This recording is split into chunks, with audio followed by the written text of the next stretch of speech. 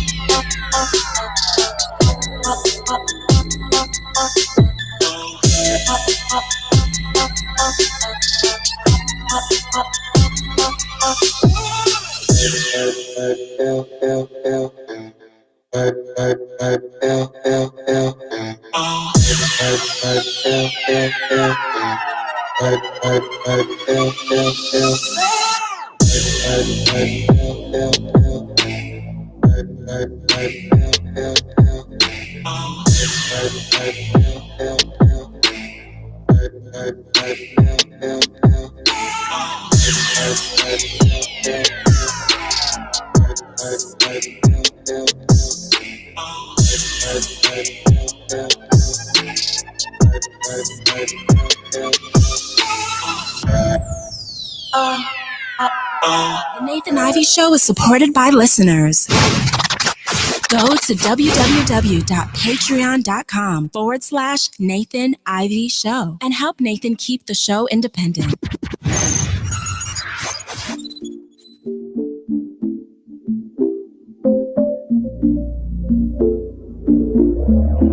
Wave.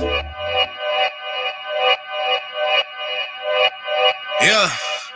Talking to my mirror like I love you so much. Curving on my critics like I heard you, so what? You can't kill my confidence, I think I'm the man. Tally all the I ever gave on my head. Lately I've been living like I can't take a loss. They ain't wanna help me, that's what made me a boss. You can't kill my confidence, I think I'm the man. We don't give a fuck, that's what they don't understand. I'm back again like flu season. I broke records while loose leafing. I'm coming down my roof, leaving. Don't give a fuck, I don't care. Did the for my lonesome. No wonder now I'm on one. No shortcuts on that long run. All I really want is my share. Get on my gut, on my totem, it's nothing. In the discussion, all them feelings I throw on my pain on percussion. It's disgusting. I hear them bragging about that they did and it do not move me, not in the least. They ain't been dropping no seeds in the soil, but swear that you almost spotted the feast. I've been on go mode, showboat, rowboat, wave ride. Cool shorty, too naughty, pool party, wet for the face ride. Annie up, penny down, hand me down, thrift store, old drip. New money, too funny, old shorty talking about old. I'm on they now, can't get a pass now. I'm a cash cow, keeping it brash now. It's trash now, I'm a spaz out. I've been killing my lows and living on highs. You see in the sky's the proof. You could just see in my eyes that there is no lies. I cannot disguise the truth. I've been duck dog, getting to my new merch, color duck sauce on the new couch with my Chucks on. Get the on with that. Big. All right, good morning, everybody. Are you ready? Are you ready? Good morning. Thank you. A little bit of a delay this morning, or should I say a bit of a delay this morning. Let's get into it. 517-134 if you want to share your thoughts this morning. Give me 1 second, fam. Lately I've been living like I can't take a loss. They ain't wanna help me, that's what made me a boss. You can't kill my confidence, I think I'm the man. We don't give a f***, that's what they don't understand.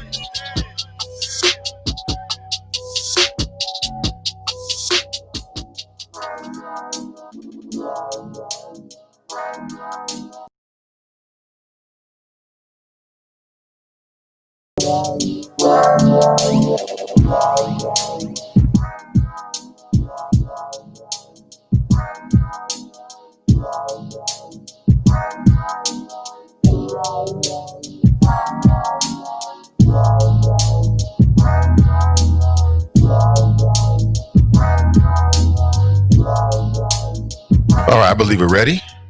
Good morning to you. Welcome back. Hey, what's up, everybody in the stream? Good morning to you. Let me check on my the audio. Yeah, there we go. We looking good. There we good. We back to normal. Good morning, everybody. Let's get straight to it. 513-873-7134. Hey, listen, just take a second to share today's show. Like and in particular share today's show. When you share the show, more people see it. On today's show, as you can tell from the cover, I want to send a memo to CPS. They had a big meeting just yesterday, virtually. And as is being reported, there were a lot of parents who were complaining about the fact that they want CPS to return to in-class, in-person learning. Some parents saying they want it to happen 5 days a week. And from the way the story that I read this morning, early this morning was written, it was the vast majority of the parents that vocalized their opinion about it. So I wanted to vocalize my opinion about it and give you an opportunity as well. Plus, that's just the tip of the iceberg, man. There's just so much going on. The FBI is warning, as I told you, as we already know, that the Trump goons are going to be back. They issued a countrywide emergency, a countrywide update as to what they think could happen over the next couple of weeks. We'll talk about it. Plus, the House is taking the steps to further impeach or go through the steps to impeach Donald Trump. If it happens, he'll be only the first president ever to have been impeached twice in his term. Wow, that's a dubious distinction. So we'll discuss that and much more, family. 513-873-7134. If you want to share your thoughts, that is my number. Hold on 1 second here. Let me make sure everything is right before we put that cam up. Yeah, I believe we are. We looking good. How do we sound? Everybody looking good? Sounding good? Yeah, we good. There it is. Hey, good morning to you. 513-873-7134. As I said, good morning. Welcome back to the show. Let's get into it. Yes. Let's get into it. Good morning. How are you? Hope you're doing well. I am doing, I'm doing okay. Things are good. It's great to be alive. Slightly different camera angle there, just so if you're like, Nate, something's off. It's okay. I'll be testing it with different angles here over the next week or so. Good morning to you. Listen, let me get straight to the cover story, which is how I like to start each and every show this morning. And just answer the question that I put out there. Well, really the statement. Memo to CPS, that's Cincinnati Public Schools. Return when it's safe. That's when the kids should return to in-school learning. Not a second before that, not a moment before that, not a day before that. These belly aching, whining ass parents. I've said it before. I'll say it again. I know everybody's in a different spot. Bump all of that. This is a pandemic. Stop with the whining. Do what you got to do. Those are your children. You're going to have to make it happen. Now, before somebody call in here and say some dumb ish, I have 2 children. One of them is 5 years old. So I understand all of that. I understand that hustle, that struggle with a 5-year-old. Can't nobody tell me nothing about it. All right. I'm doing it every single day. And does it come with challenges? Oh, absolutely it does. But you know what? I had these children. Me and my wife did. We responsible.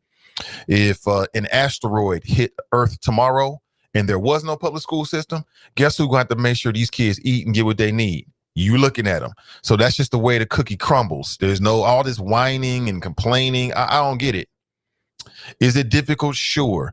Do I believe that, the kids are missing out on the social aspect? Absolutely they are. But this is a pandemic. People are dying. Need I say more? Simplest.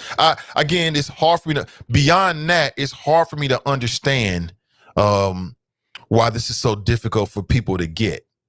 Okay, this is temporary. We get through this. They're already vaccinating, everybody. The frontline workers are going to be CPS teachers and administrators. They're going to get the vaccine. Let's let all that stuff run its course. Let's see an improvement in terms of COVID-19 statistics, and then the kids can come back. Anything other than that is some dumb ish. Period. It don't make sense. We've come too far. We're almost there.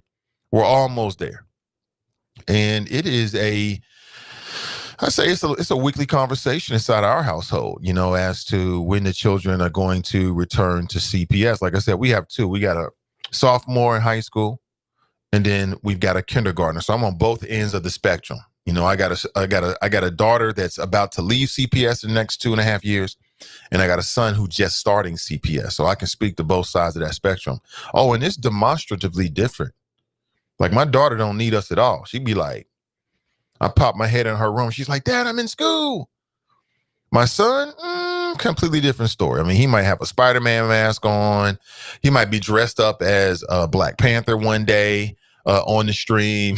Yeah, they're teaching his sight words, and he's Iron Man and the Black Panther are fighting Thanos. Like literally, in terms of action figures, anything might be happening. At that age, man, their attention spans is just so different, and it's real different. It's real different. Like I never experienced that. I went to kindergarten. My wife went to kindergarten. We were in school. That's what we know. That's all we know. This is something completely different with the young ones. So I get it from that standpoint. But what I'm reading about these parents talking about people going to Target. What does people going to Target?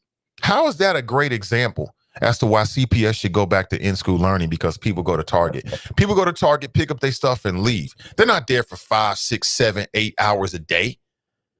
They ain't there for 5 hours. They're not there for 6 hours. What in the hell? Yeah, what? I don't get it. So because, you got a few thousand people in the stands at a football game, which you don't see me there. I won't be there at the game. All of a sudden, people think everything's back to normal. And I get it. Some of these parents need to check themselves, tighten that belt, and do what you got to do, Ma.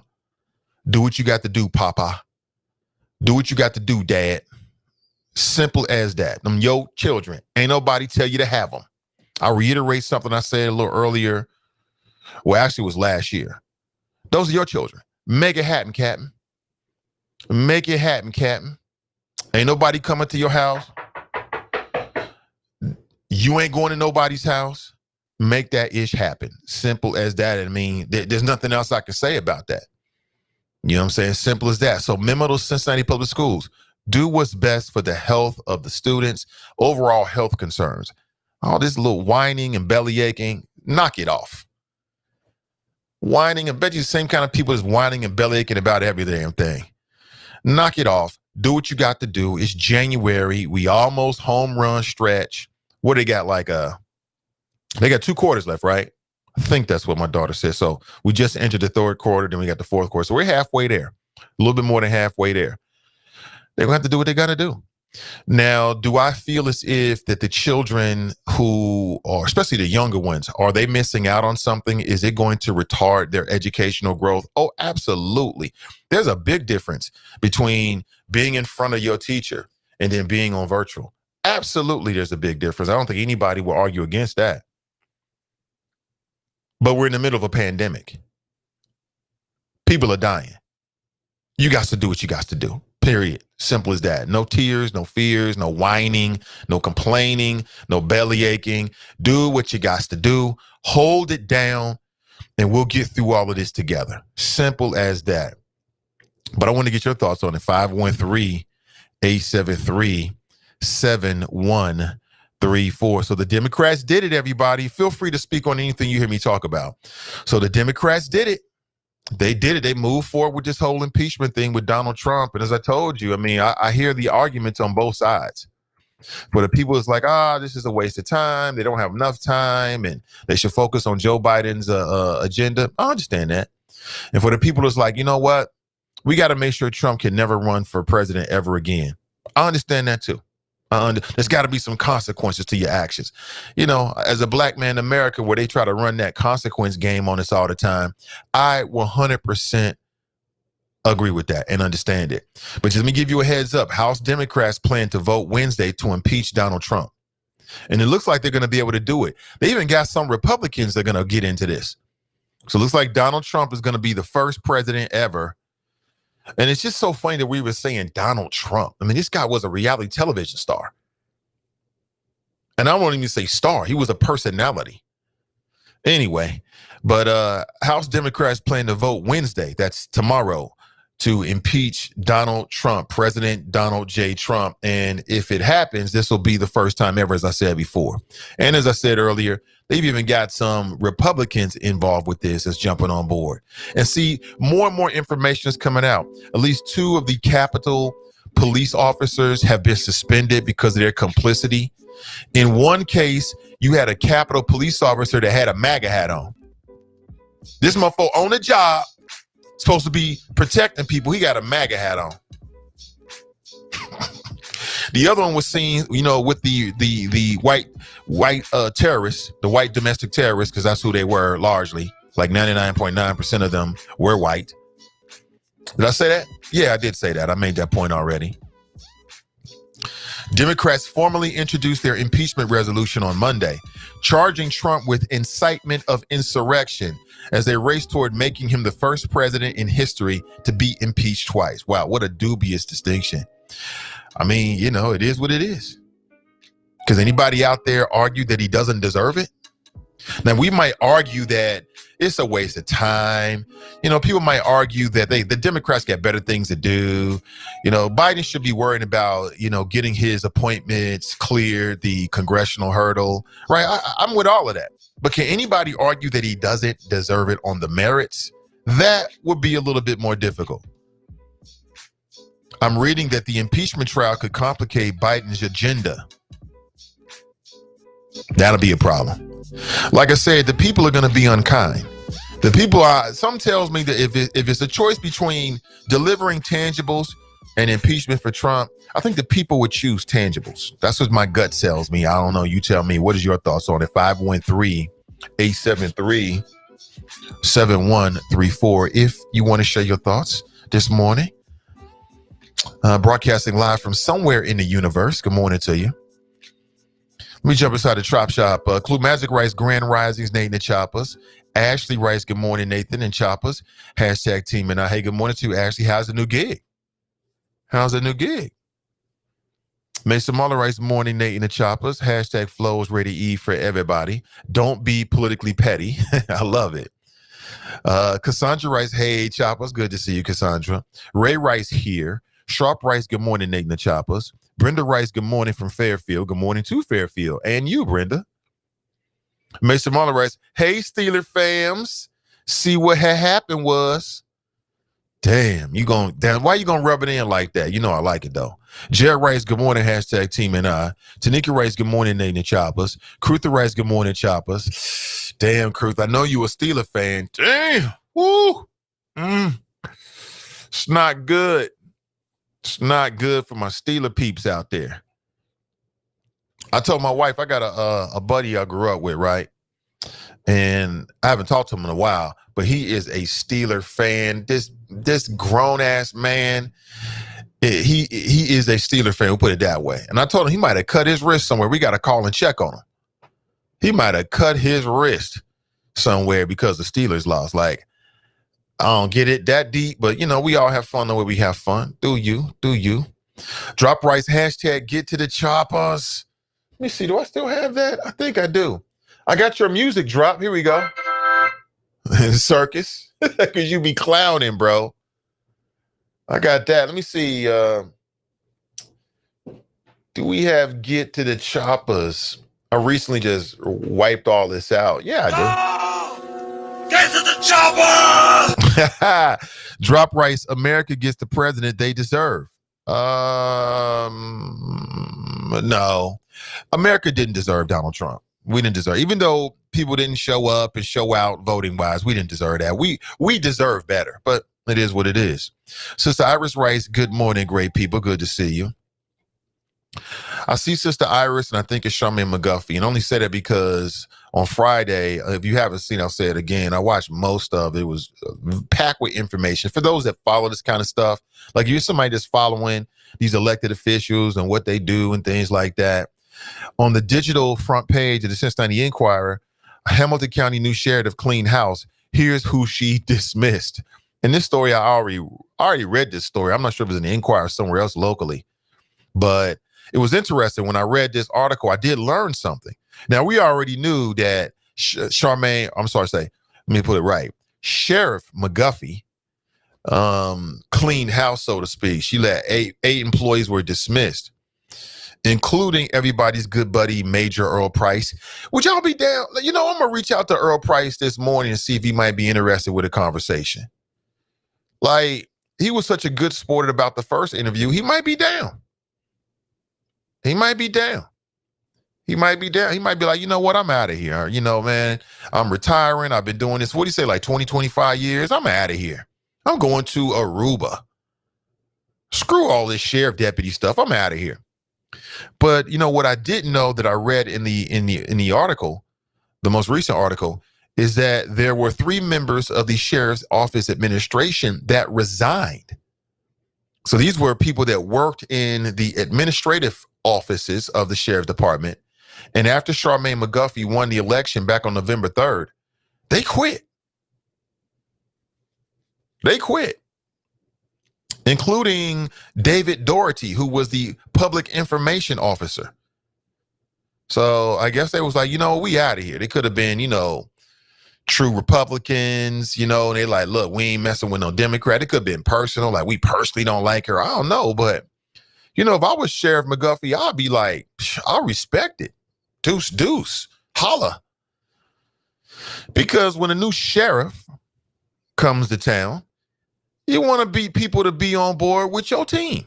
And if they're not on board with your team and your vision, then they motherfuckers got to go. It's real simple. It is real simple. You know what I'm saying? And I don't think that Charmaine McGuffey or Sheriff McGuffey should have to explain herself over and over again. You know, maybe it's some fee because she's a woman or something. I don't know. But why'd you do this? That's what they do. New administration comes in. That's what they do.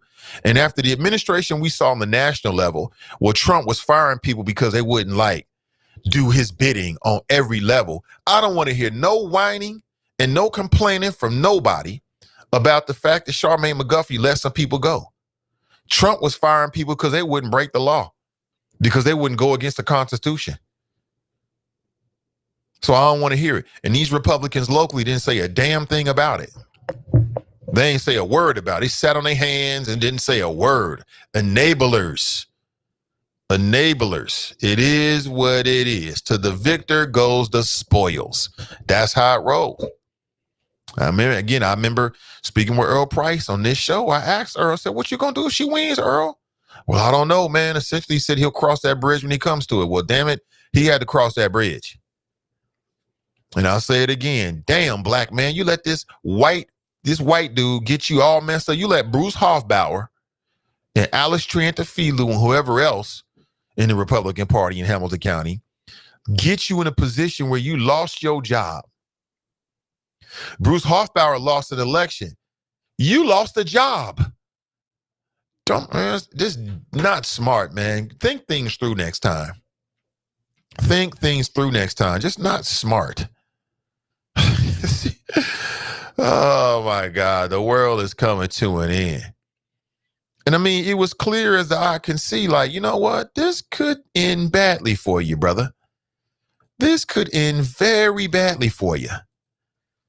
Shout out to Earl. If somebody know Earl Price, let them know we're talking about him this morning. Send him a little message like, hey, Earl, Nate would love to get you back on the show. I love to have him back on the show and talk about how he feels about, like, would he do it again? Some tells me he'll probably do it again. Now, this is the dude, if you don't remember, this is the dude, Earl Price. And this story is just too much for me not to talk about. But this black man he rises in the ranks of the Hamilton County Sheriff, right? And apparently 20 years ago, he and along with Charmaine McGuffey were doing some kind of domestic violence training. You know, they would do this out in the community. And, you know, she slipped his guard and tagged his ass on the chin, right? And apparently she must have a hell of a uppercut or cross or jab or whatever, because it happened 20 years ago and this black man still feels it today. He was still talking. Oh, yeah, I felt I was in my feelings about it, Nate. Did you say something to her? Yeah, we talked about it and let it go. I was satisfied with what she said and we moved on. And she was on his staff, went to her house, partied, the whole 9 yards.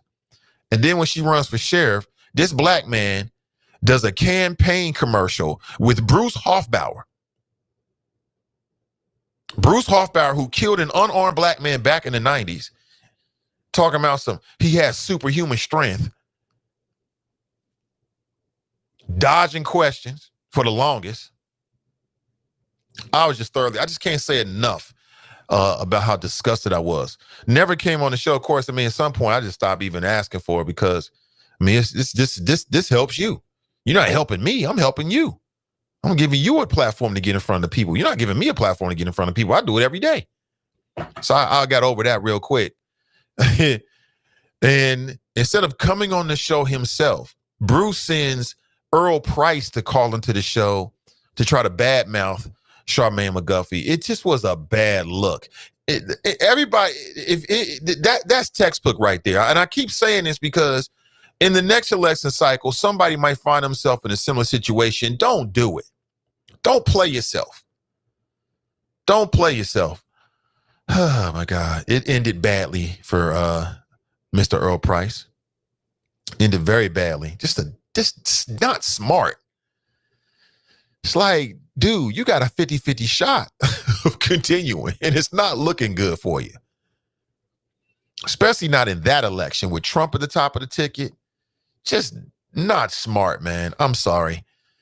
Sorry, not sorry. Just not smart. That's all I can say. Not smart. But, you know, he got that little golden parachute, and then, you know, he can do what he has to do. 513-873-7134. I've been reading, I didn't read this, actually, I saw a video from CNBC. You might find it interesting.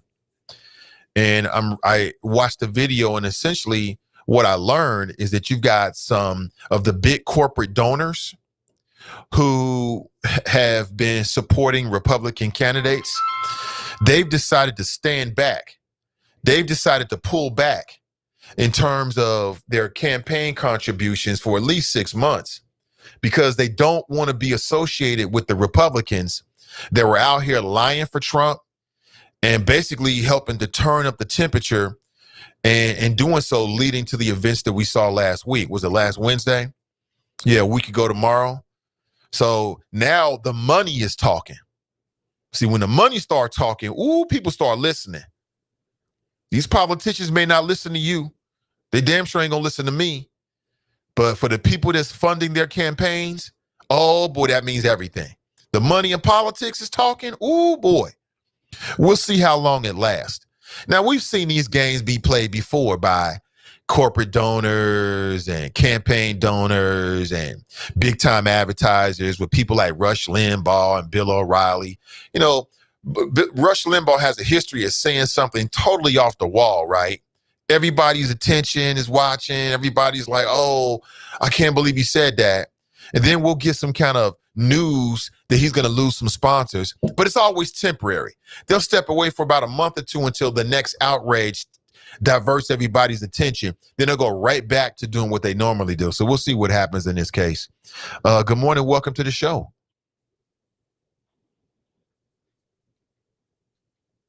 Yo, good morning. Hello, can you hear me? I can hear you. I can. What's up? Hey, yeah, I just wanted to comment on the on the school closures. I have kids too. What's your name, brother? I think. Hello? Yeah, I'm here. What's your name? Eric.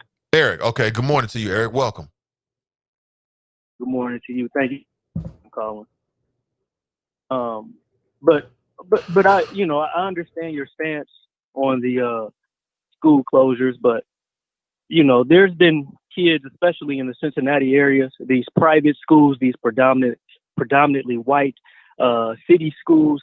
They've been in school, and with the school closure, proportionately negatively affects Black and brown students who come from low-income households.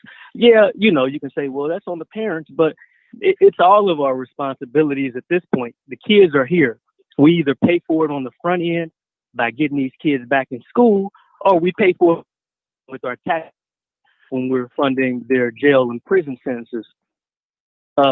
It's already, I think at this point, we need to get to the point where we say the parents like you who say our kids don't need to be back in school, then keep your kids out of school.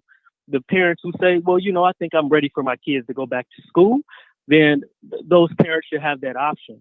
But when we plan this game of just keeping kids out of school, it's good. The effects of this already are going to be negative and long lasting. I mean, even the crime rates have increased by having these kids out of school. And, we can turn on the news and see that. What was 2020 Cincinnati's homicides, like 83 or something like that? And I would be interested to know how many of those cases involve juveniles. But that's just my spiel on it. You have children, school-age children? Yes. 1, 2. Can I ask what grades they are? What ages? Well, I have one who actually from a previous relationship who attends a city school district. He's in the kindergarten, and I also have a first grader who is in a Cincinnati public school district. That's a tough one right there, man. Kindergarten and first grade. That means when they at home, it takes all your attention. Believe me, I know that. Let me see if we can find some common ground here. So I do take exception to a couple of things you said, but let's not focus on that. Do you believe that Cincinnati public schools should analyze the data, and that is the data in terms of COVID-19, how it's being spread? Are there more infections, less infections? Do you feel like they should analyze that data before they make any decisions? I do. I think they should, but I don't think that should affect their decision with opening up schools. Like I said, there's already been schools open through the pandemic. Out in Anderson Township, those kids never left school. These private schools that people are paying for, they never left school. So at this point, I don't think that data should help them make their decision on whether or not we should open up these schools. But I think, it would be nice to know. It would help parents be able to make a more educated decision on whether or not they wanted to send their kids back. So you don't think the CPS should use that data to make the decision as to whether it's safe or not to return to in-school learning? I want to make sure I'm hearing you clearly. Yeah, I do not. I mean, these kids been doing everything else. You know what I'm saying? These kids going to urban air, trampoline parks. You know what I'm saying? All the kids' play places are open. Gyms are open. So I mean, at this point, I think we just need to get these schools opened up. I don't care about no data because, like I said, the negative and detrimental effects far outweigh. Yeah, the coronavirus is real. The coronavirus is killing people. But I think the effects of not having these kids in school far outweigh anything that the coronavirus can do. These kids are our future. And by us playing this gambling game with their education, everybody living situation is not set up like the Ivey household. You know, there are kids out here who have parents who sprung out on drugs, who, you know, having domestic violence issues. We already know because of this pandemic, domestic violence cases have skyrocketed. So everyone, and I'm going to put the kids, you know, I don't care about the parents. We all know that there's parents out here who just quite frankly shouldn't be parents. You know, these kids, the only time they get a decent meal is when they're in school. The only time they have a little bit of peace of mind where they feel safe is when they're in school, and we're taking that away from them. And I have an issue with that. I have an issue with CPS for that, for making that decision, knowing good and well that, you know, the black and brown kids are going to suffer the most. You don't see Wyoming with their kids out of school. You know, you don't see Reading with their kids out of school. So, you know, I have an issue with that. So, do your kids attend CPS? One does. Like I said, he's the one that I'm like, man, you know, this is tough. And I don't mind spending that time, you know, it helps me to spend time with him and having to work on that online stuff. So when they come to my house and he has leftover homework, it's like, you know, this is ridiculous because, you know, at this point I get them on the weekends. So, you know, it's, and I won't even complain about that. It's like, okay, I do what I got to do. But you know, my cry is more so, you know, it's not me saying, I just don't want to do this schoolwork with my kid. No, my cry is for the kids who don't have that home structure to learn anything at an at-home setting. Okay. Well, I mean, like I said, I remain unconvinced, brother. I hear what you're saying, Eric, but I think ultimately it's short-sighted. I do. I feel like your attitude and the attitude I hear you expressing is part of the reason why we haven't beat this disease already and why it's spreading.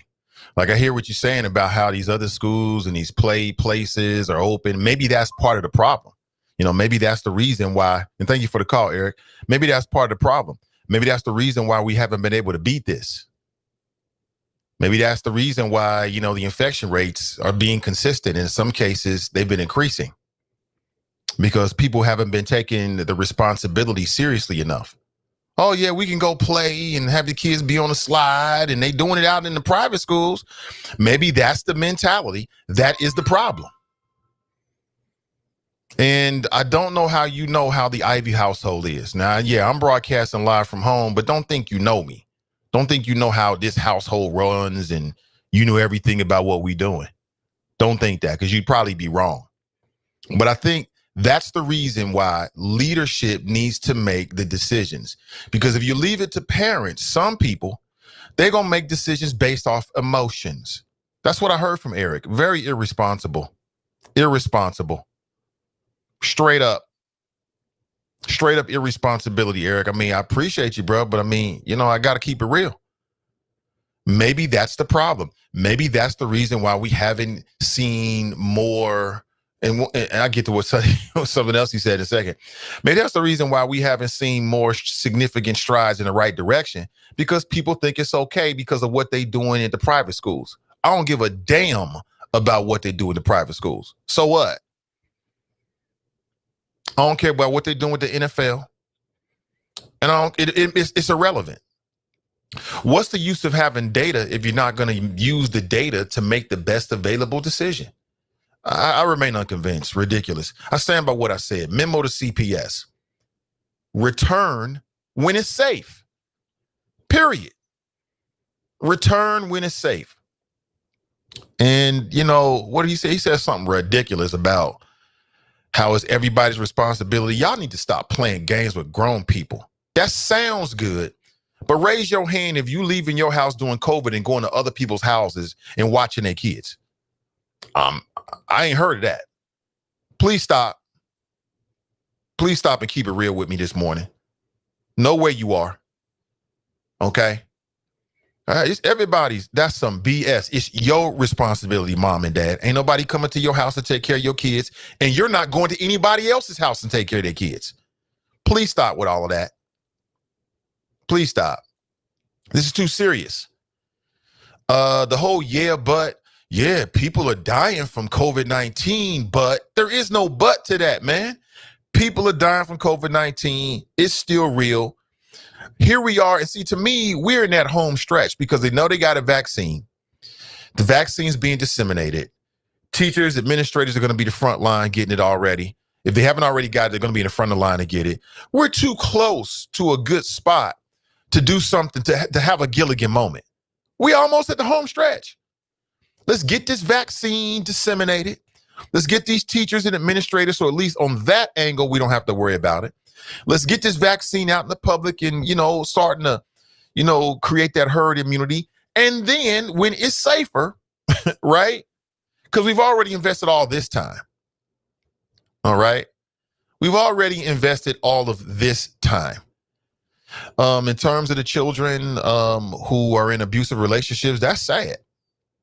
That's sad. It makes you wonder, where's G.O.D. at a time like this? Got these babies being born into bad situations, whether they're in school learning or not in school learning. It's terrible. But that's a side issue. You know what I'm saying? The larger issue is the larger issue for everybody's health, in my opinion. But again, I want to hear your thoughts about it. 513-873-7134. Let's go back to the phones. Good morning. Welcome to the show. It's Tracy. How are you? Hey, good morning, Tracy. Welcome. I'm doing great. I wasn't even going to call today, Nathan, but let me see if what I heard this guy say is correct. He said, because at first he said he cared about the data, and then he did a 360-degree turn and said, look, I don't care about the data. We need to get these kids back in school, basically, because white kids are in school and they're going to excel far greater than our kids.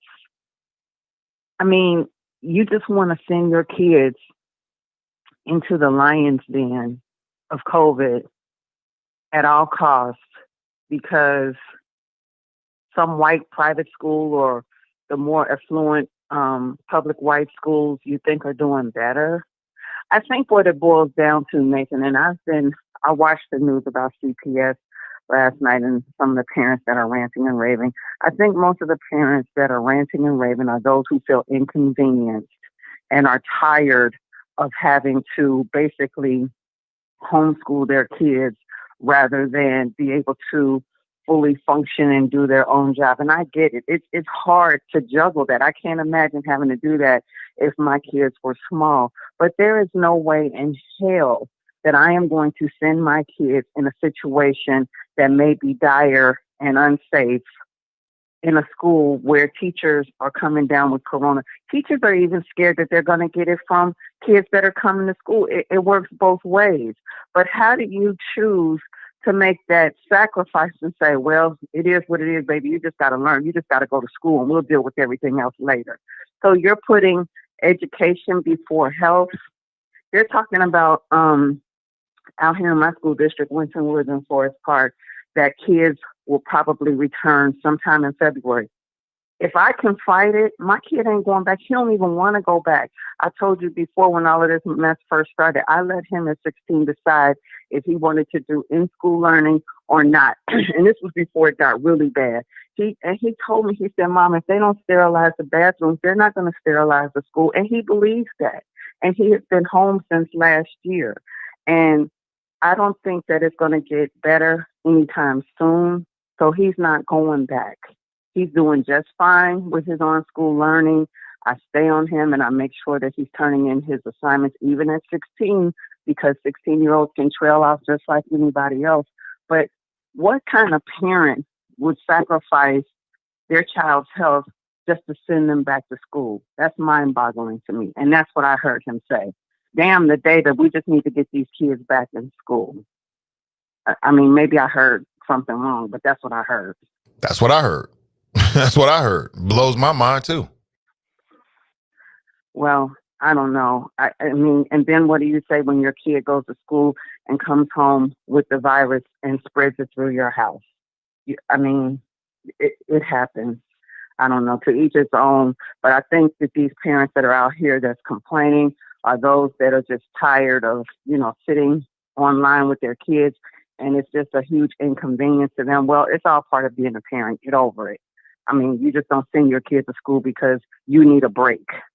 School is not a babysitting job. It's school, but it's dangerous right now. Keep your babies at home and keep them safe, because at the end of the day, you're going to keep yourself safe as well. But that's my little spiel this morning. Hey, thank you for the call. I appreciate you, Tracy. Be safe out there. Bye. That's Tracy from Cincinnati. I agree with her. Yeah, that's what I heard from brother Eric. I'm like, what? Y'all saw my face? Like, what the hell? Yeah, we should look at the data. But you know what? Forget the data. And I think you probably do have some parents out there that's just, as I said before, belly aching and whining. That's all I'm hearing. Whine, whine, whine, whine. Let me read some of this to you. This is ridiculous. I wish I was on the call because I would have let my voice be heard. Damn it. Let me see here. So if you don't know what we're talking about, so Cincinnati Public Schools, aka CPS, the acronym, they had a big public meeting or virtually public meeting on Monday night, which is last night. And going back to school wasn't even on the agenda, but it kept coming up from what I'm reading. This is written by Kristen Swiley, sister. And apparently a lot of parents called in and let their voice be heard, or the majority of parents let their voice be heard. Here's one parent, quote, "I am calling to support an immediate return to full-time 5-day in-person learning for our students." Now, I don't care who the parent is. That don't even make any sense. That is irresponsible. I don't want to hear nothing. Listen, real is real. Water is wet. COVID is lethal, and we haven't beaten it yet.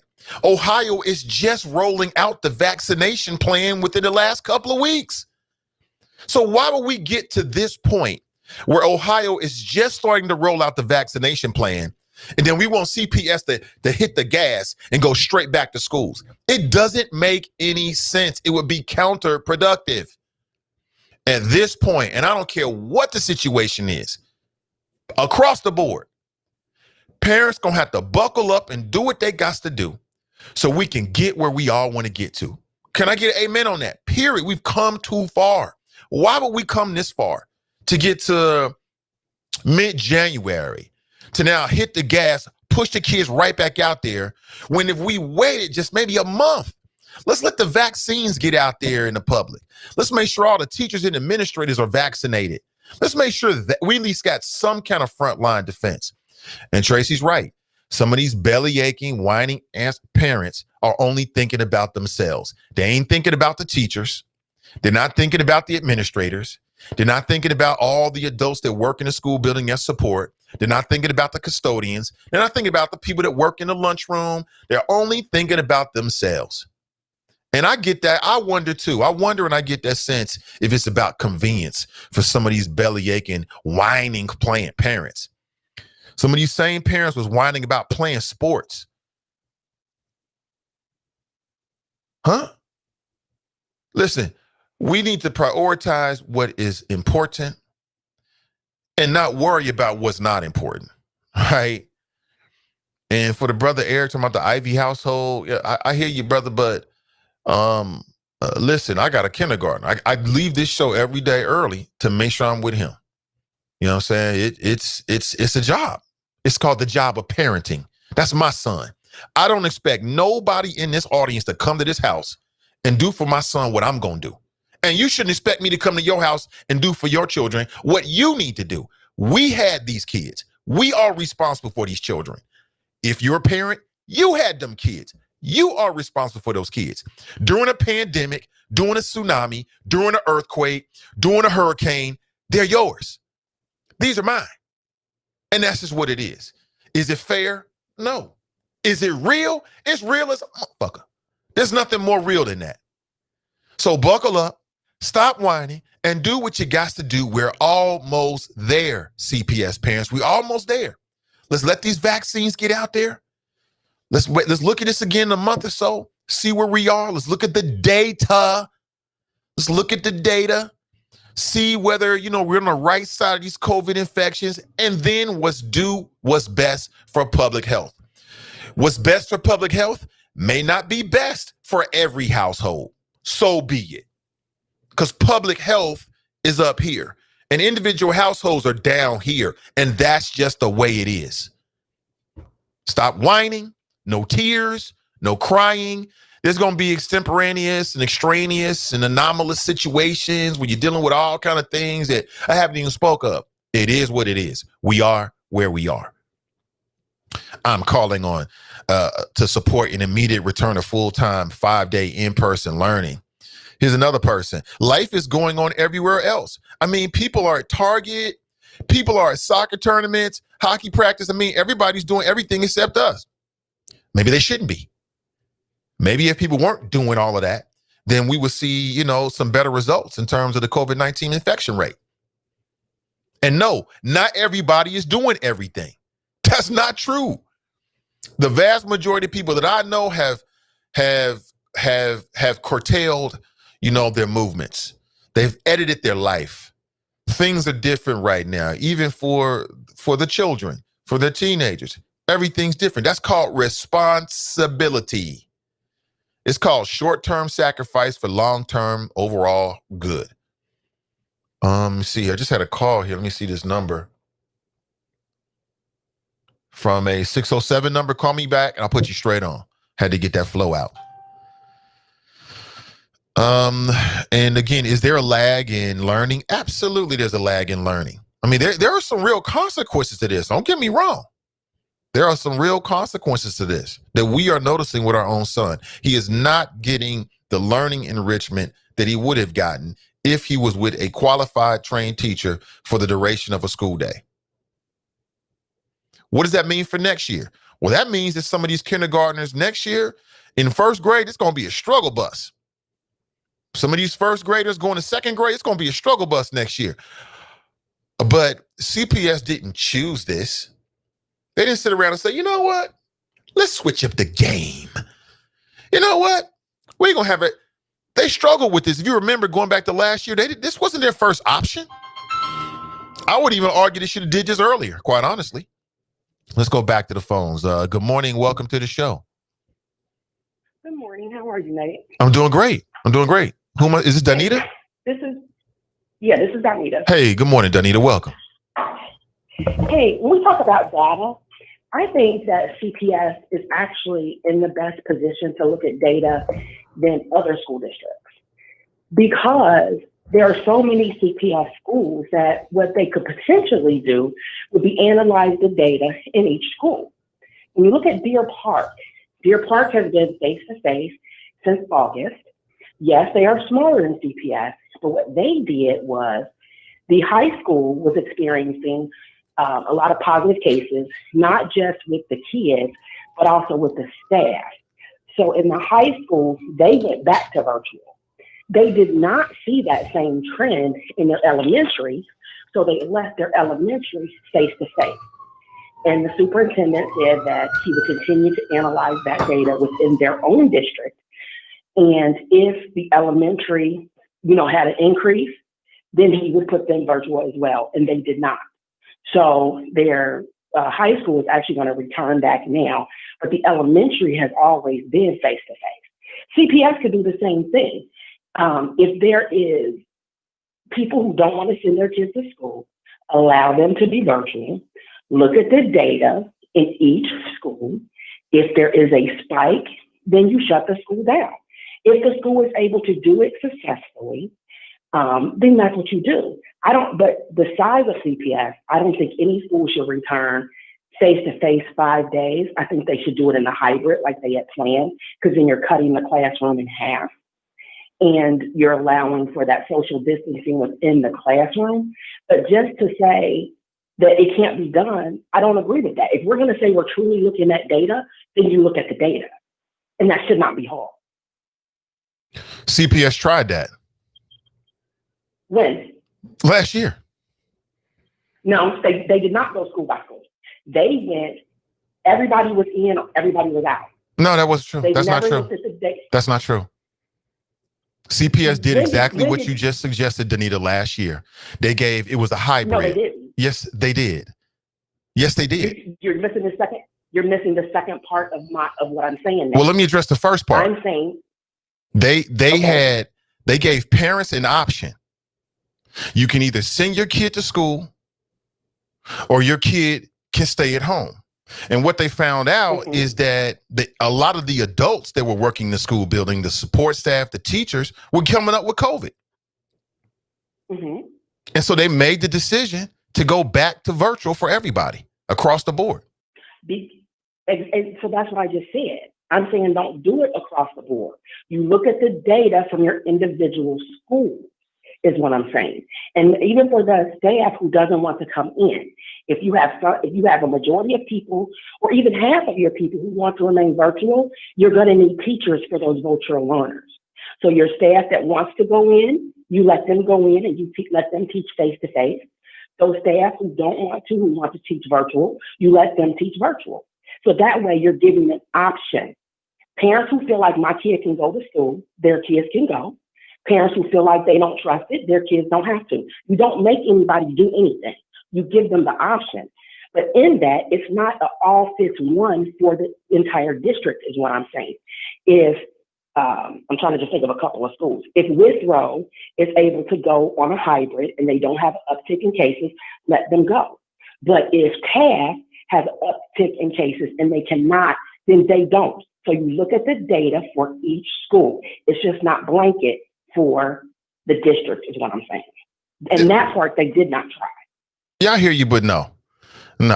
And then they did that. But again, Walnut Hills was always a special circumstance because of the building and also the size of the student body over there. You could not have the Walnut Hills. You have to each kid will only get 1 day instruction. So that's why it won't. Even if they did this case school by school, Walnut will not work because of the size of the school. That kids would only be able to come 1 day a week, which is not even going to make sense to me. But again, I'm saying if we're talking, you keep saying data, and I agree with you. Data. Data is important. Data is telling you what you're looking at. So you look at the data for the school. What would be the problem with that? And again, if you're a parent who does not want your kid to come, your kid doesn't have to. But if you are a parent who wants your kid to come, they can. Now, again, I'm going to stress, do I believe they should be 5 days face-to-face? No, because there's no way you're going to be able to socially distance those kids. Your class size will be too big. So you have to see them. You have the class size by letting them come in a hybrid. You come so many days face-to-face, so many days online. What would be the problem with that? I think at this point, I mean, that's hindsight. That's looking backwards. I think at this point, as it relates to CPS, we should look forward. And what I mean by that is the governor announced this last Thursday, and that is they're rolling out the vaccinations, right? And from what I gather, the vaccines for student personnel are going to happen in February. At this point, I think the smarter thing is to allow the vaccinations for schools personnel to happen.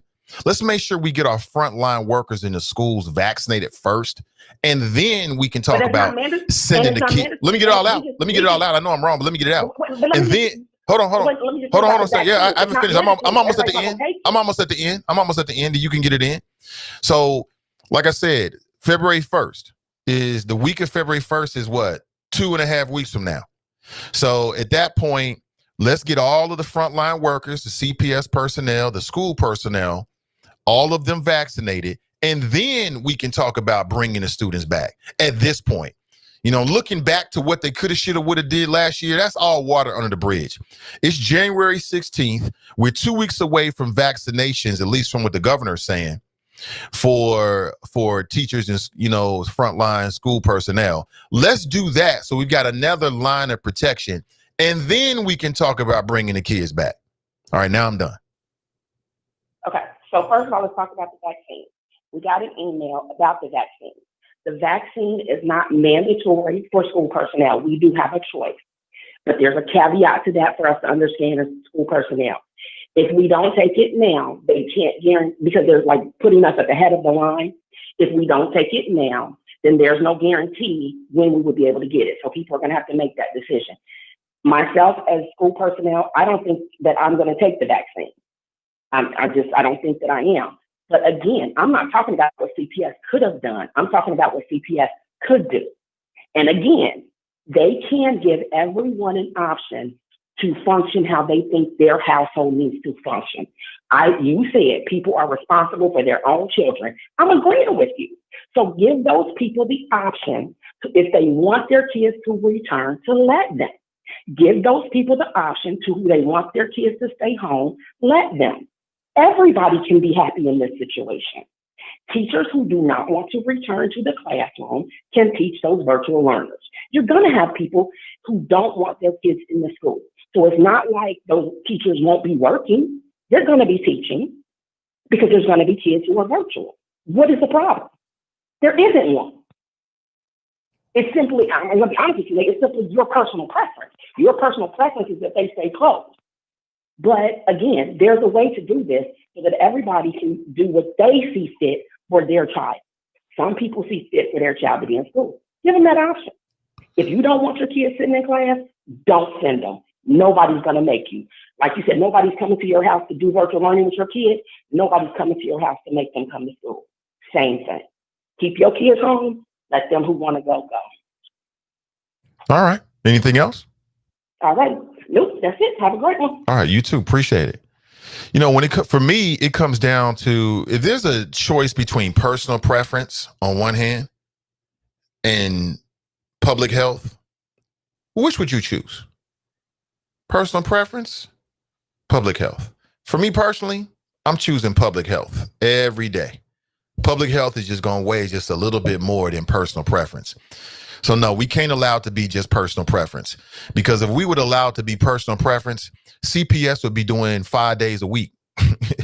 And it's bigger than just what parents want. That's what parents need to understand. It's bigger than you and your household. It's bigger than that. It's bigger than just what the parents want. This ain't Wendy's. It's not Wendy's. When you get what you want, where they start doing that at? It's about what's best for the district and the overall health of everybody. If that means that mom, dad gonna be inconvenienced, then so be it. You're gonna be inconvenienced. And like I said, we're so close. From what I'm reading, this was announced just last Thursday. The governor said that during the week of February 1st, which is 2-3 weeks away from now, they're gonna begin vaccinating school personnel. The governor is saying that he wants for the schools to seriously consider to go back to full in-person or hybrid learning by March 1st. That's a full month after they start vaccinating people. That to me is far more responsible than immediately going back to 5 days a week in school learning right now. It's just irresponsible. I don't care what the parents thinking. I don't care what your personal preference is. It don't matter, homie. It don't matter. I don't care what the personal preference of the teachers are. It don't matter. The school board and CPS should make the decision that's best for everybody. Even if it's difficult in the temporary, that's what they should do, bar none. And don't let these belly aching, whining, complaining parents that I'm reading about here in this article sway you. Do what's best. We've come too far. It's January 12th. So we might be a couple of more months away from it. It's going to be a hardship for some. For some, it's no big deal. You know, it's going to be difficult. You're going to have some kids that's in bad situations, and when they're in school, they could be a better situation. It is what it is. We are where we are. Simple as that. Let me see here. Let's see.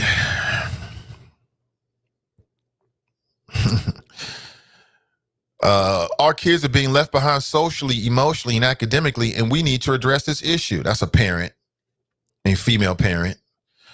There's definitely an impact. There's definitely impact socially. There's definitely impact emotionally, academically. I cannot disagree with any of that. There's definitely an impact. But when you compare that impact to what the reason why CPS did this, CPS is doing what they got to do.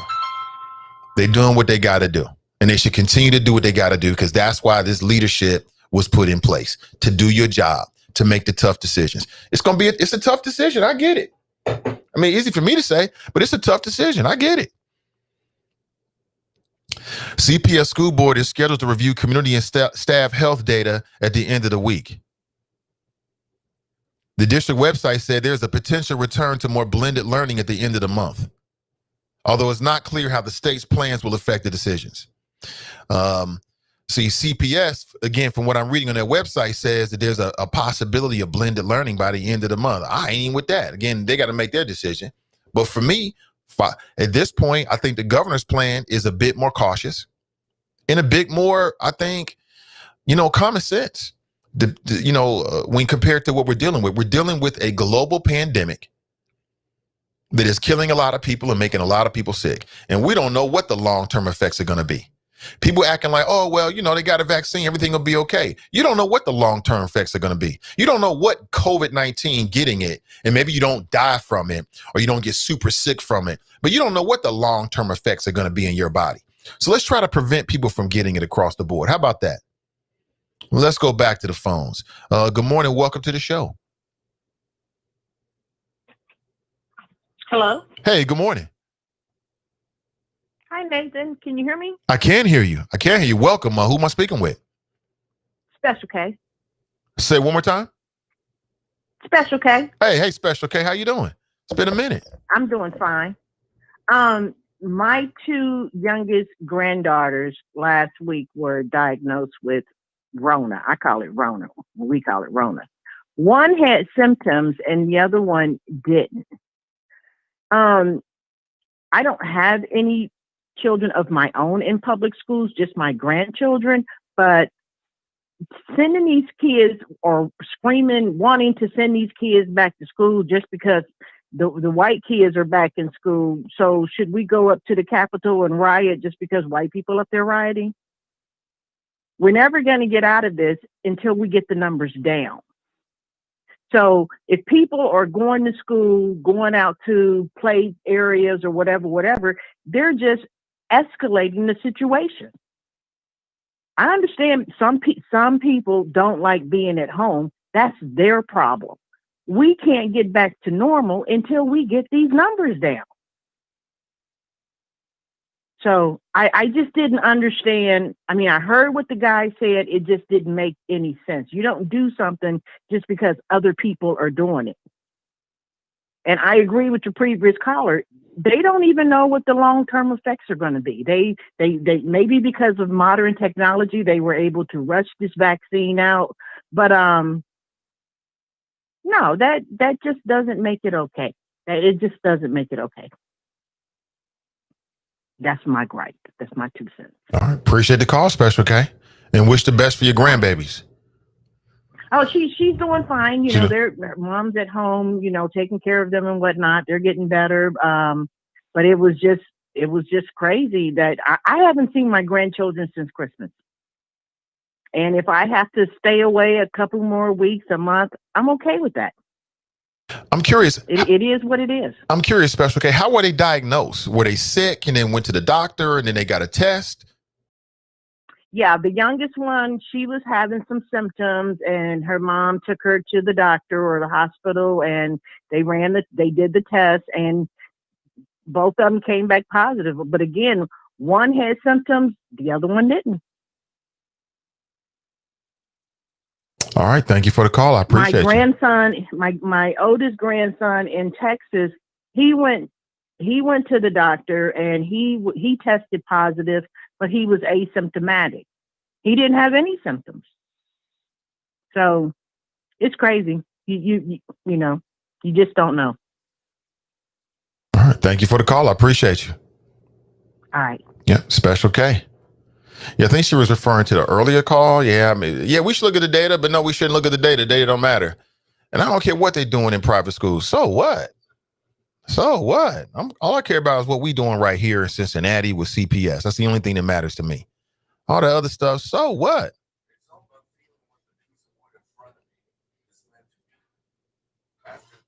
Sorry about that. Did you hear that? Something was playing in the background on my desktop. Let me go to the choppers who are online this morning. Brian writes, a human being not going to school for a year is not the end of the world. America is one of the only countries that ran kids through school this way and put pressure on to graduate by 17. Know what you are going to do for the rest of your life by 21 concept. So he's looking at it from a whole different angle. Let's go back to the phones. Hey, good morning and welcome to the show. Hi, Nathan. How are you doing today? I'm doing great. How are you doing, Fame? Disgusted. Are you now? That's different. Yeah, in the immortal words of urban American poet Heavy D on the song Self-Destruction. I don't understand the difficulty, people. How are we talking about putting kids in harm's way? How is that ever an option from allegedly responsible adults?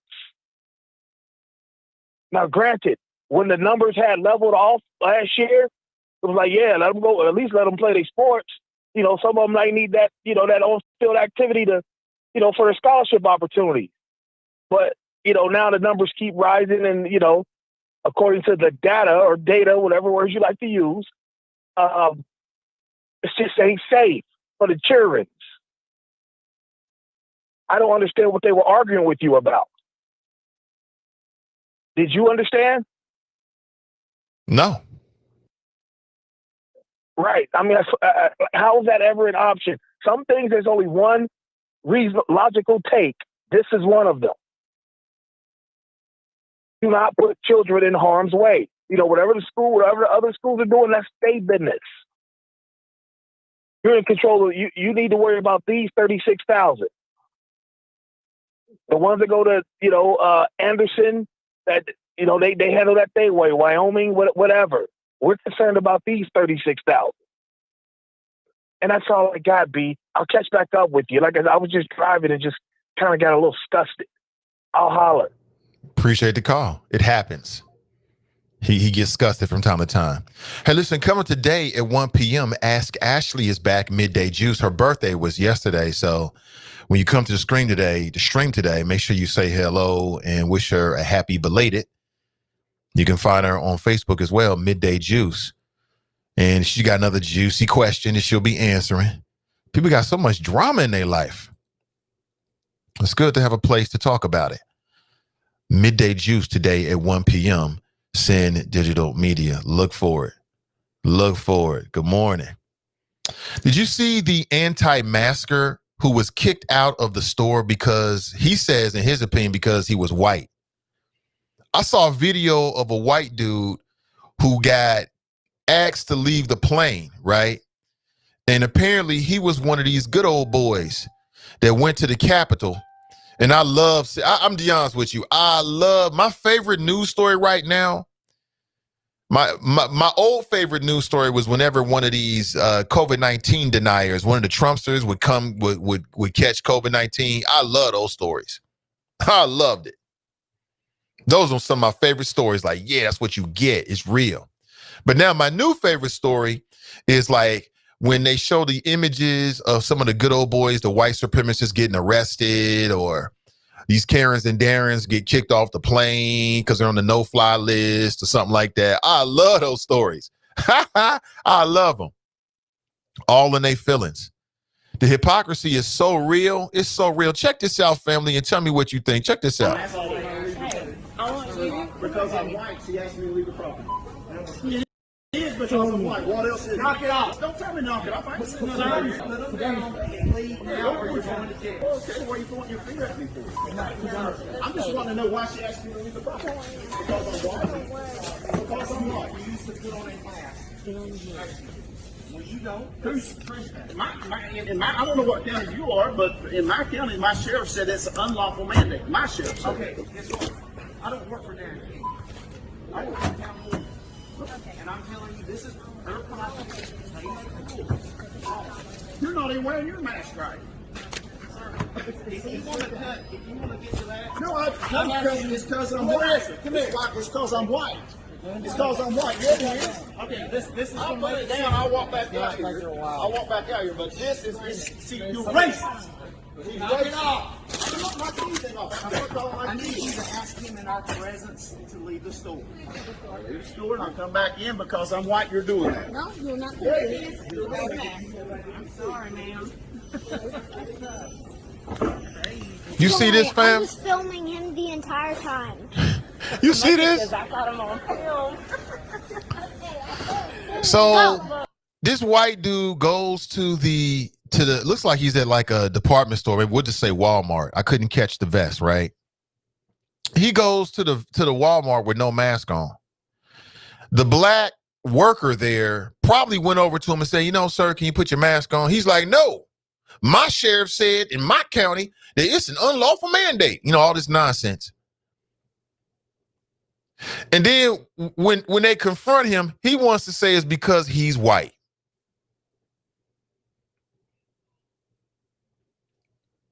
It's because I'm white. No, fool. It's because you don't have a mask on.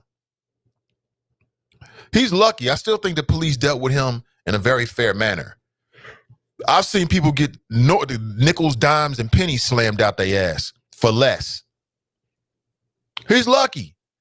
He is so lucky. It's because I'm white. No, fool. It's because you don't have a mask on, idiot. These anti-maskers telling you human beings are the bigger problem. COVID-19 compared to human beings, COVID-19 is just a disease that's trying to live. These human beings are willfully ignorant. Willfully. I'm wondering, have you been out in public lately and seen people without a mask? I get irritated. I've seen it. I haven't seen people. I'll tell you what, I was at Whole Foods about a week ago, and I love seeing this. Maybe it was 2 weeks ago. Now take it back. It was last year. It was last year before the New Year's. It might have been around Christmas. I'm in Whole Food, and there's a white couple, look like a hippie couple, male and female. The female has a mask on. The male don't have a mask on. Now, they weren't next to me, but I just observed them from afar, right? This mofo walks all through the store with no mask on. No mask on. These mofos, I see people at the grocery store doing the most disgusting things. They still acting like it's not COVID-19. It's just disgusting. Like, so I'm going to tell you two stories now. Okay, so first let me tell you a story about the dude.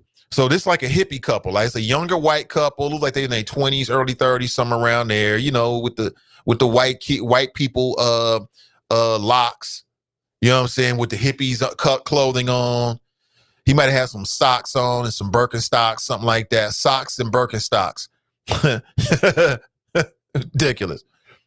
So the female had a mask on. The male did not have a mask on. They walk all through the store. They get up to the counter. They standing there. And I love seeing it, although I thought it was late. A white male who worked at the store walked over to him and confronted him on some real ish. I loved it. I wasn't close to him, but I was close enough to hear what was going on. I think I was like 2 hours away. I look over. Dude checked him like, man, we said, why don't you have a mask on? Just straight up. He wasn't all like on some simp type stuff. He would ask the man straight up, why don't you have a mask on?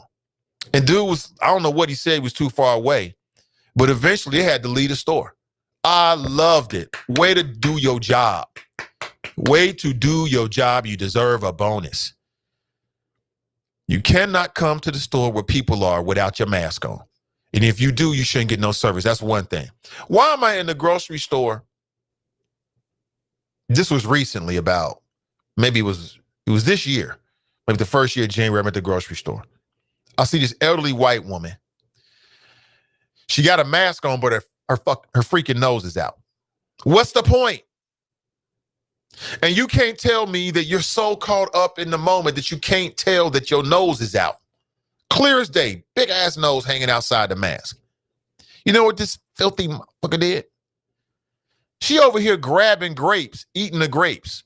She puts her hands into the bag, plucks a grape out, puts it in her mouth. Now, by my standards, by my slight OCD standards, that's nasty AF off top. During COVID, it should be criminal. It should be criminal. They should escort her out off of the premises. So the next person comes in and buys some grapes, you put your dirty ass hands all over their grapes. You can't put your hand into a bag of grapes and not touch the other grapes and pluck one off. You can't do that. That's like splitting an atom. It's very difficult to do. Your fingertips are going to brush up against the other grapes. You nasty AF, mofo, white woman. Just got to tell you, the arrogance is real. The hell is wrong with these people out here? Just like that dude. I don't have no, if they would have slammed him on his head, I wouldn't have no tears whatsoever. Because they are a threat to all of our public safety. They need to be dealt with. We're never going to beat Corona. We can't beat Corona. We can't beat Corona because these fools is too caught up in their feelings. How are we going to beat Corona? Oh, my God. Corona has just revealed so much about us as human beings. Hasn't it? Just so much. And in some cases, not good things. Here's another video that I just love to watch. I love these kind of videos.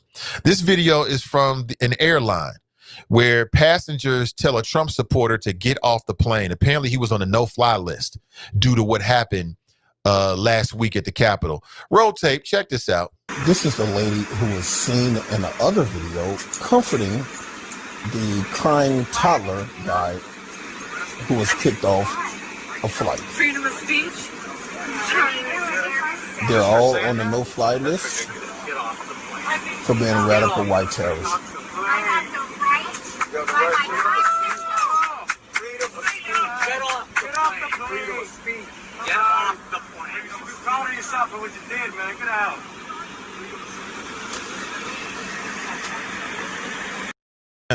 I love it, man. I love those videos. And whoever was narrating the video called it right. He said radical white terrorists. Call them what they are. Stop playing games. They're not rioters. They're radical white terrorists. Let me ask a question that no newspaper, no media outlets have the courage or the intelligence to ask. And that is, what is up with the white family? What's wrong with the white family? What's wrong with you? What's up with this white on white violence that we saw last week? When did white people become radicalized? We love to talk about that when it comes to Muslims. Oh, we love to talk about the Hebrew Israelites and Antifa. But when it's white folks, we want to tiptoe around it. I'm just so, every time I see a media news clip or I read something and they're using the correct and proper way to define this, I love it.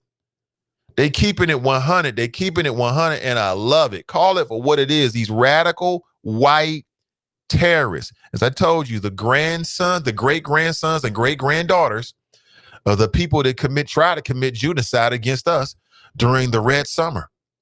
Previous to that and before that and after that. Call them out for what they are.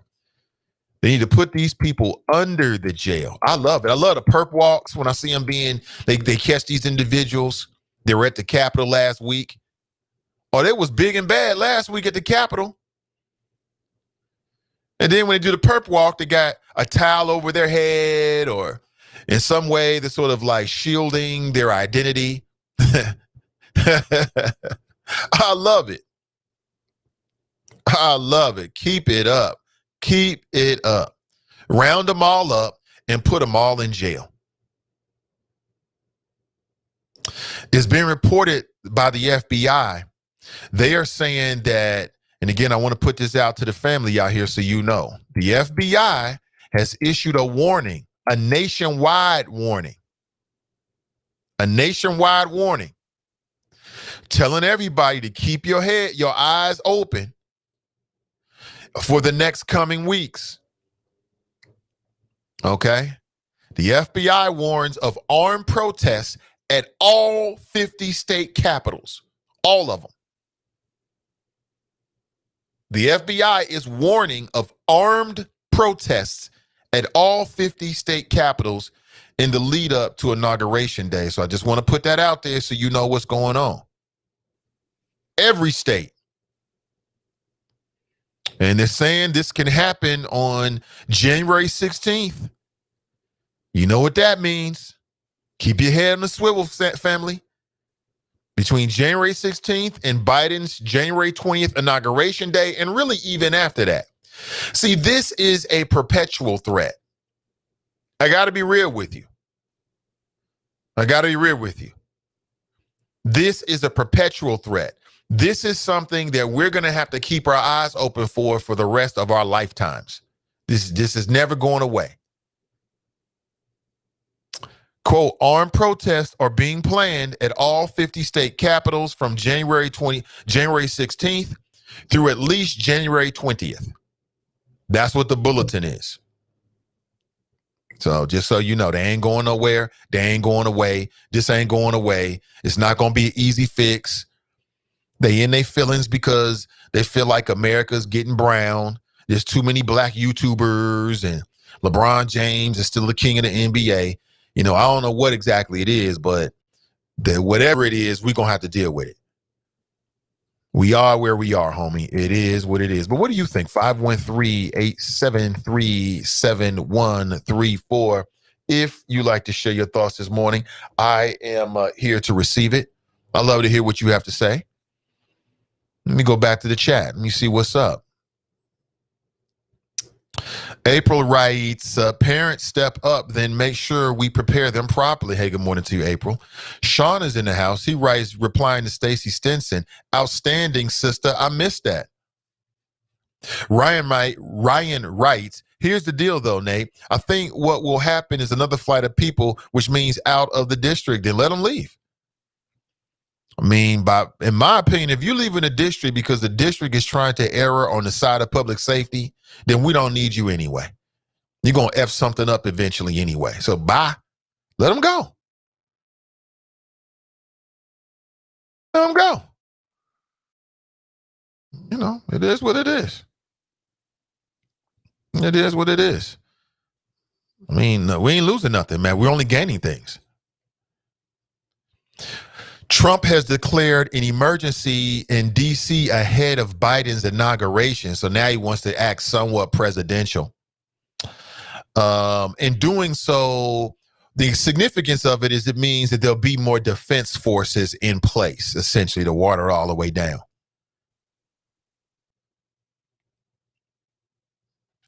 Yeah, Trump has been suspended from social media. Ain't it so good? It's just so much better now. It's a damn shame that a grown man had to get set down by a social media organization. It's ridiculous. I'm looking for Tracy's comment. A lot of people are replying to it. Let me see. Where we at here?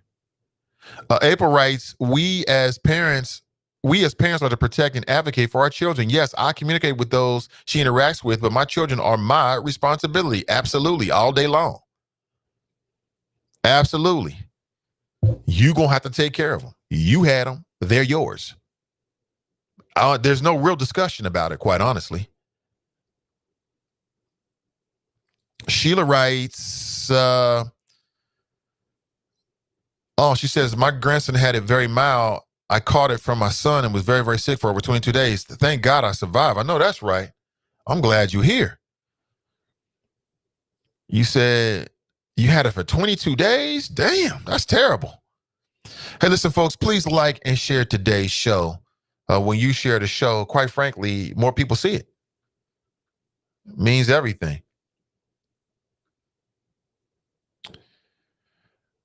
Let me see. Michael writes, Peeps hung up on that it takes a village cliche. Yeah, I mean, I hear it does, but that does not supersede the responsibility of parents. It does take a village, typically of your family and your close personal friends. I mean, it's just we are where we are today. But mom and dad, them your kids. You responsible. I mean, I shouldn't have to say this. This ain't rocket science, man. This is real simple. It's real easy to digest. Them is your children. Go handle it. You're gonna have to make it happen, Captain. I mean, I feel like I said all this last year when we talked about this. We were talking about what CPS should do and things like that. And, you know, not much has changed. The only thing that's changed is it's gotten worse. So now people are like, you know what? For me, I love prevention. Like, if we can prevent the pandemic from being worse than what it is by a little bit of sacrifice, then I would choose that option. Some people, some people have to put their hand into the fire before they realize, oh, that shit is hot. Me, I know it's hot off the top. Off the top, it is what it is.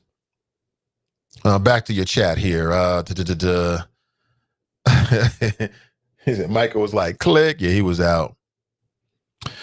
Sister Iris writes, the superintendent will be our guest tomorrow on Woke Wednesday. Please join us or send me your questions. Doing great work out there. I will definitely try to tune in. Most def. 4 p.m. That should be it. That's a very timely conversation. I may reach out to the superintendent and try to get her here on the Nathan Ivey Show as well to talk with the choppers. That is great stuff. That is great stuff. You know what? Tomorrow, I'm definitely gonna try to make sure I'm on the line for that one because it's very timely. We need to know. Let's go back to the phones. Good morning. Welcome to the show. Good morning, Nate. Good morning. This is Deborah Nesbitt. What's up, Deborah? How you doing? Okay. Now, it's never just one thing or the other on these issues. I mean, don't get me wrong. You're talking about parental responsibility. But the other day, didn't you just tell your little boy to go wake up his mama because you were doing your radio show? And then he was like, no, I'm not going to do that. Like, little man took more responsibility for himself than you did in that moment. The brunt of this is falling on women. The brunt of this is falling on women. Women are the ones who have had job losses. That little tone you hear in the background is my little 4-year-old who I'm in the process of adopting. It's not even my biological child, but I'm stepping up to do what I have to do for the village because other people in his family fell down. Like, I'm in the process of adopting 2 children right now. So, and I'm not sending them to school because it's stupid for me to do all this to try to keep them alive, only to send them to school to get coronavirus. But the government hasn't stepped up to do what they're supposed to do. Like, they haven't done what it takes for people to stay home and take care of their kids. You can't just starve. You can't just say, well, take care of your kids. And then the parents can't go to work. So, and we can say school's not a babysitting system, but that's exactly what it is. It's meant for people to have some place to send their kids while working class people go to school, while working class people go to work. That's what school is for. And it's been like that for a long, long time. Like, back when people had, like, when we didn't have child labor laws and children worked, the first part of the child labor laws was lessening the workday for children and giving them education and school to go to. And the only reason they did that really wasn't because they wanted to do that. It was because the machinery and the technology was getting more complicated, and they wanted workers who were just educated enough to do that, but not enough to realize that they were being taken advantage of by the owners of the companies and the mills and whatever they were working for. So school has always been mass babysitting for poor people and working class people. That's what it's for. And then rich people sent their kids, of course, to better schools, or they had private schools or private governesses. Like, if you read any book, this is how it works. Like, if you watch Downton Abbey, this is how it worked. I mean, the rich people got the better education and they put their kids into what they felt was the elite education system. So now we have this whole pandemic. It is. So now we have this pandemic. Okay, we have this pandemic, and people don't have the resources to stay home. People just don't. So if you're lucky to be able to work from home, I can work from home. I'm a graphic designer, so I can do that from anywhere. But it's still a challenge for me to raise 2 children, take care of my elderly mother who's 71 with MS, and then work from home. Like, it's been a whole balance to do this as one person. And then my actual biological child, who I had established, she graduated from high school, graduated from college, established an acting career for herself in New York. She had to come back home because all the theaters closed and there's literally no place for her to work. So now she's back home. She's got a job. She's got a place. But it took from March until November for her to reestablish herself in a whole nother city. Like, these are real issues for people. And you can't just say, go out and do it yourself. Like, we are a village. It's not, we do have to take care of each other's children. My children have been home since March. They've only spent one night out of the house with a family member. And the only reason they spent that night at the house because she had a negative COVID test within like a certain number of days. And I had to have my mom had surgery. So like, I made preparations for that. And I know that seems extreme, but I don't want coronavirus. I don't want to be responsible for giving my mom coronavirus. I don't want to be responsible for giving my children coronavirus. I'm taking responsibility for that. So I don't know, stay home, mask up. I don't know what you have to do to keep yourself safe, but do that if you can. I'm lucky to be able to do that. But I also understand that there are a lot of people who can't. And just saying that, you know, I don't know, there has to be some sort of balance here. People can't just, I have social workers who come see about the kids, and sometimes they have their kids in the car with them. They have to work. They have to do this. So I don't know what you expect of parents. And we all have to depend on each other, but we're going to have to depend. People don't have the money to do this. Except my, I don't know, maybe they do, because my local Perkins the parking lot was full this past weekend. But I mean, if people have to go to work, then they're going to assume that they can go somewhere else. And they're right, the trampoline parks are open, but I'm not taking my kids. I'm not doing it. So I'm doing what I have to do, but I feel like the rest of the community that isn't is taking advantage of me. Like, I'm sitting at home like Cinderella, and everybody else gets to go out and do whatever they want. It's kind of angering, but it is what it is, because I will survive. That's my sermon for today. Except for Trump, that's a whole other ball game. They crazy. Either they're going to get a bunch of coronavirus or out of this. I don't know what's going on with these people. They're just nuts, and I don't know. They want to kill a bunch of people, but that's just Trump. They're just nuts. Are you even still there? I can't even hear you. Yeah, I'm here. We're all here. So, I don't know. Good morning. Good morning. And thanks for the call. I appreciate it. People. That's Deborah Nesbitt. I love the way she announces herself with a little bit of style. I love it. And props to you, man. I mean, parenthood is no joke. And you adopting children out here, you got nothing but my respect. I got nothing but respect for people that take care of children, adopt children. A lot of people talk about it, but I respect the people that's actually doing it. So 100%. What I would say, to answer your overall question about what are parents supposed to do, parents are supposed to do what parents have always done since the beginning of time through tough times. Make it happen, Captain. That's it. That's it. That's all. Make it happen, Captain. That's it.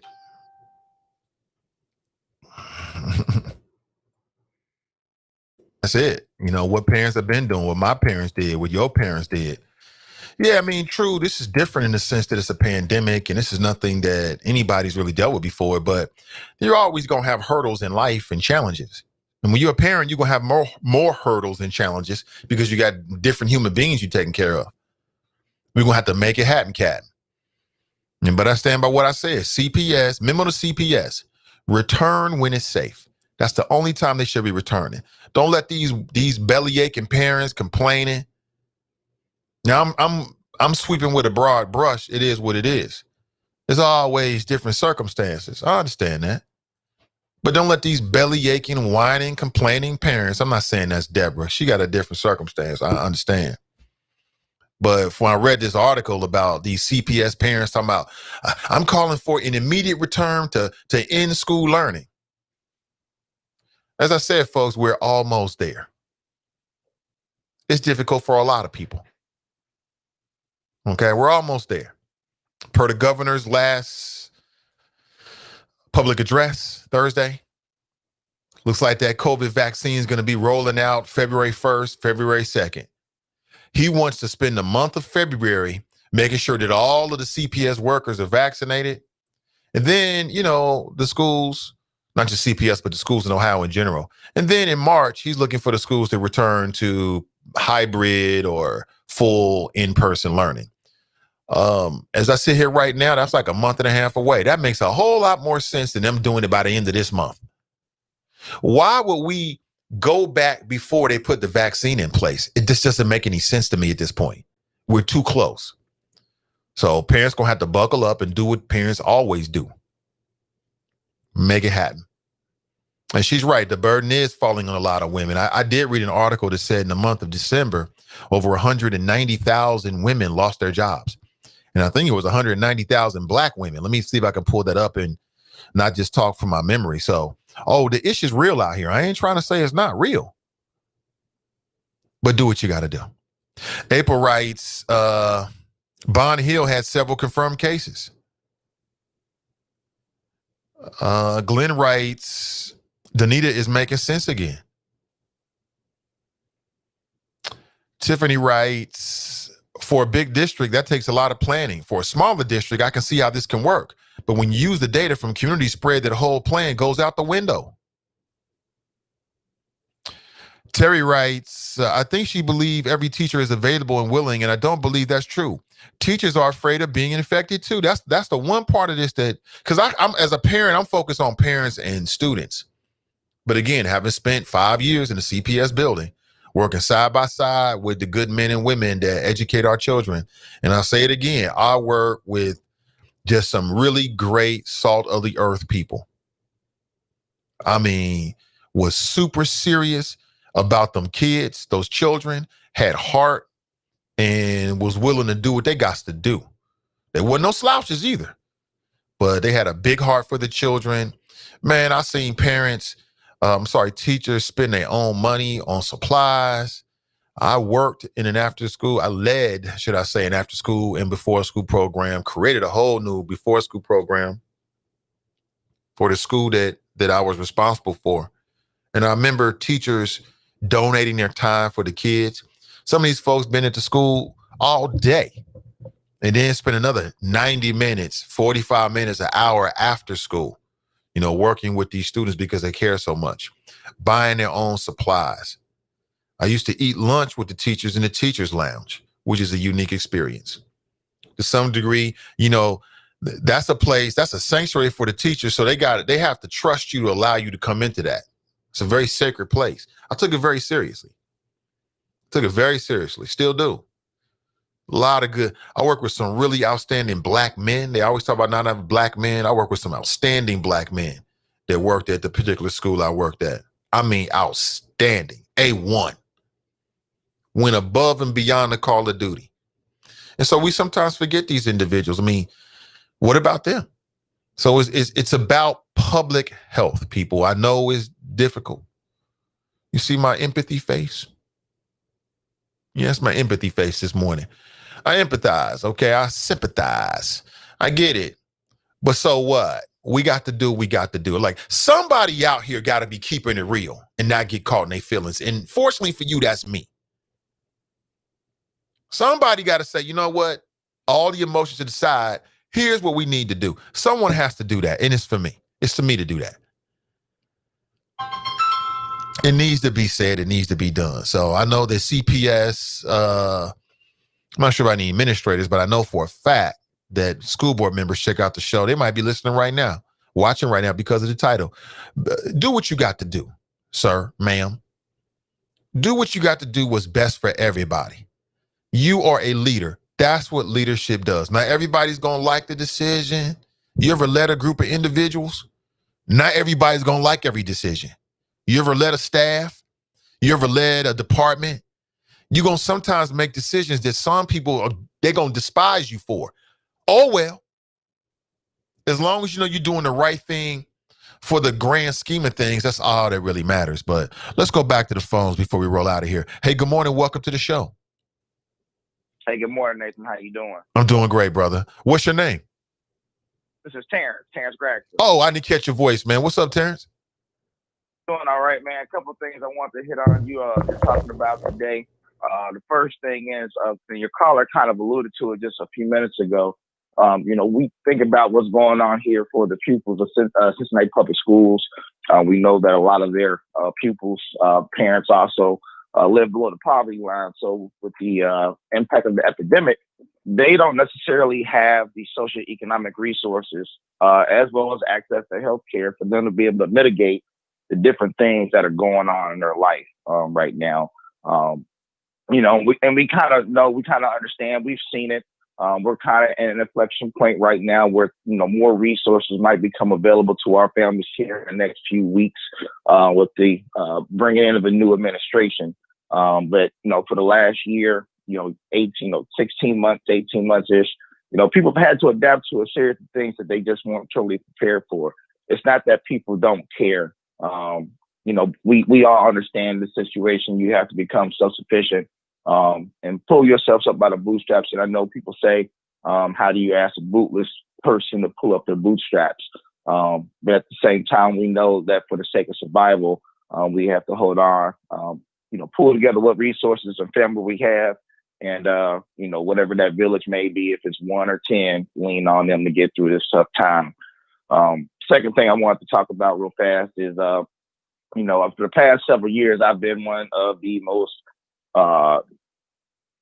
hateful critics of Mr. Trump. I probably shouldn't say hateful, but I despise him and his actions. Again, I served in the military for, 11 years and then worked in the federal government for 3. And one of the things that people are seeing manifest now is that when we came back from Iraq, the first time was in 2008 when we came back, we were doing barracks raids, searching for World War II and Nazi regalia. Why? Because at the time, we later on found out that some of these people were affiliated with some of these neo-Nazi and far-right militia groups. Obviously, that puts the military in a situation to where some of these people may be eligible for discharge or not, obviously because it's not necessarily illegal to possess these items as it is. As of recently, they actually changed the policy on that. It's now illegal to have that kind of stuff on military property, possess it as a soldier. But we knew a little while ago we were infiltrated, and I'm sure the same can be understood for police departments and other places where policies and enforcement mechanisms have an infringement upon our life. We're truly at a critical point right now in our lives where we have a chance to stomp out the last throes of white supremacy. It's shameful to know and to think that we have representatives like Brad Winstrup, Steve Chabot, Rob Portman, who are those that are on the line, not knowing whether to, side with democracy that they're sworn to protect and defend or not. They've made money off of this. They made money off of presenting a lie to the American people, and they have perpetuated what we have seen before us in terms of this insurrection, and they're not done. And the only way to stop a movement like this is that you have to eradicate the head. It's the same tactic we use in the military. When we used to go after high-value targets, we just have to wait this time out, buckle down, pay attention to what's going on around us, and pray for the best that democracy will survive. So that's all I got for you today, and I appreciate the time. Yeah, appreciate the flows, brother. Take it easy. Yeah, man. Brad Winstrup needs to go. 2nd Congressional District, we deserve better. If you live in the 2nd Congressional District, you deserve better representation. This man is, anybody that would sign his name onto any kind of lawsuit to try to disenfranchise legal votes should not be an elected official across the board. Simple as that. And that's exactly what he did. He wanted to rubber stamp. He's one of the Trump apologists. In my opinion, Brad Winstrup and Steve Chabot are culpable in what happened last Wednesday. And I hope that local media don't let them off the hook. We'll keep our eyes on these busters for the culture. We're going to keep our eyes on them for the culture. Hey, listen, thank you for being here. I really appreciate it. Got to make a move. Virtual learning and all that. We spent a lot of time talking about it. It's real, even in the Ivey household. I'll be back with you and hopefully better than ever tomorrow morning. All right. Please like and share today's flow. Coming up today, you got Midday Juice with Ask Ashley. Valley Service Podcast later on today at 7 p.m. Make sure you check it out with Fast Pitch and so much more to come. All right. Keep your eyes on Send Digital Media. All right. We might surprise you. Okay. I'll talk to you I'll talk to you in about 24 hours. All right. Have an excellent rest of your day. All right. Stay safe out there. Mask up. And we'll talk real soon. I'm Nathan Ivey, and I'm out.